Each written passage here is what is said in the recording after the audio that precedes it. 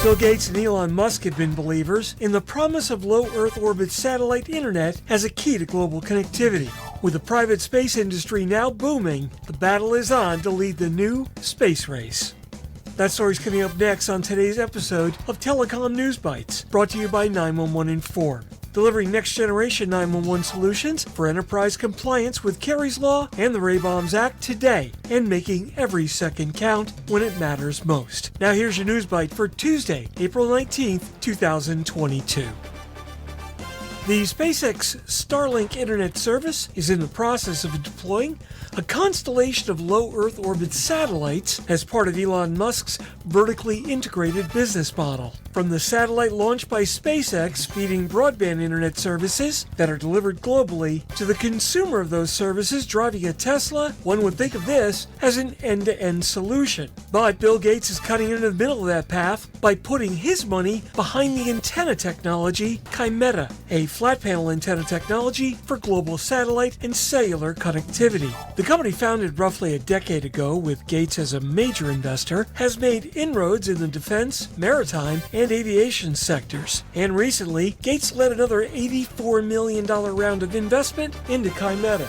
Run by Chairman and co-CEO Doug Hutchison, said that he wouldn't rule out one day working with more companies, including Starlink and Amazon. Currently, Kymeta is independent and works with entities from the DoD to Starlink's low Earth orbit rival, OneWeb, as well as existing geostationary satellites, switching seamlessly in microseconds between a satellite that is low Earth orbit on the horizon, due south to a geosatellite at the equator, or to another satellite constellation. Its antenna can see everything that's in the sky and then switch in microseconds. At least that's the goal.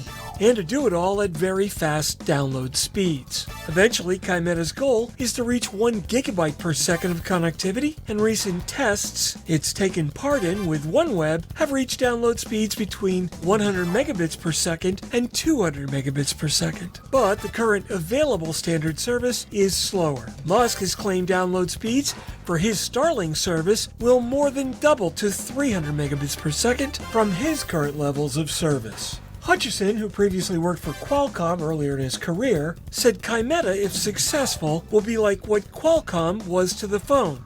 Consumers don't go out and buy Qualcomm, but over the past decade, almost everyone who bought a phone bought a Qualcomm chip inside of it. He said, "We don't want to be the brand name on top." Kymeta, which as an engineering idea is several decades old, was designed around the belief that LEOs would eventually become a dominant form of space-based communication. If low Earth orbit combined with legacy geosatellites was going to be as big as it could in terms of global connectivity, Hutchison said it needs something able to make it work on Earth. What we're seeing happen now is the foundational basis of what we were created for, and seeing it come to fruition.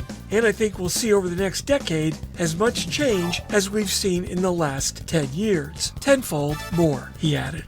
Now, to make matters more obscured, Rich Safran, an analyst at Seaport Global, who covers defense and aerospace, believes there are big technological leaps that are coming. And because of this, at this point, he's remaining unsure on calling a winner from among today's design and engineering. Safran says the radio frequency, or RF-based approach, underpinning the communication networks of today remains under a threat of disruption from breakthroughs in laser-based optical communication. But more on that in another story.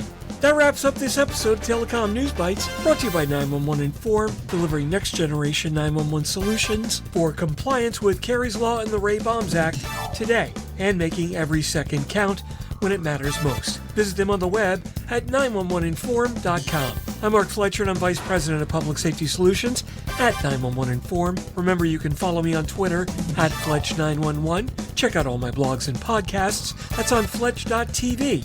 And be sure to like and subscribe. That way you'll be immediately notified when a new podcast is published.